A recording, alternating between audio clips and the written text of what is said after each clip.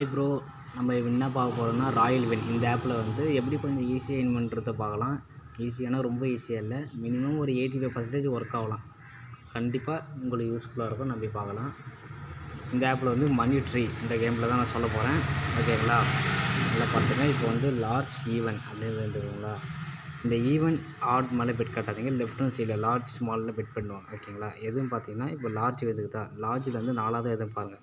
1 2 3 4 large வந்து திரும்பவும் large ஒரு 2 ரூபா பெட் பண்ணுங்கள். வின் ஆட்டிங்கன்னா 2 ரூபா ஸ்டார்ட் பண்ணுங்கள். லாஸ் ஆயிடுச்சுன்னா 4 ருபீஸ் அப்படியே டபுள் இன்வெஸ்ட்மெண்ட்டில் போகும். ஓகேங்களா? இப்போ பாருங்கள் லார்ஜ் வந்துக்குது 1 2. இப்போ நான் லார்ஜ் மட்டும் 2 ரூபா பெட் கட்டேன் அப்படின்னா என்ன ஆகுதுன்னு பாருங்க. மினிமம் 4 டைம்ஸில் விழுந்துடும். ஓகேங்களா? நம்பி பெட் பண்ணலாம். பார்த்தீங்கன்னா லார்ஜ் ஆர்டர் வந்துச்சுங்களா. இப்போ செகண்ட் டைமும் கொஞ்சம் இது பண்ணி பார்க்கலாம்.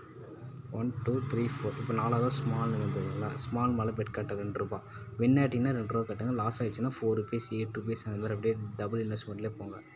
அப்போ தான் கொஞ்சம் ப்ராஃபிட்டும் கிடைக்கும். இருங்க, ஸ்மால் மேலே 2 ரூபா பெட் கட்டிடுறேன்.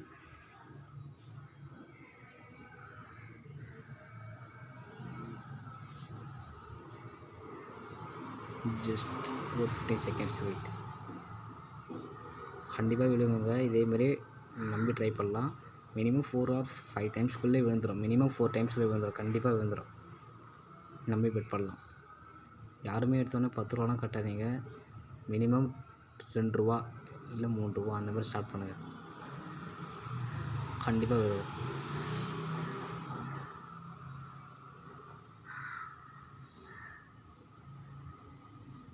அவ்வளோதான். பார்த்தீங்களா, கரெக்டாக ஸ்மால் ஆட்னு வந்தது. 4வது ஸ்மால் தான் இருக்குது.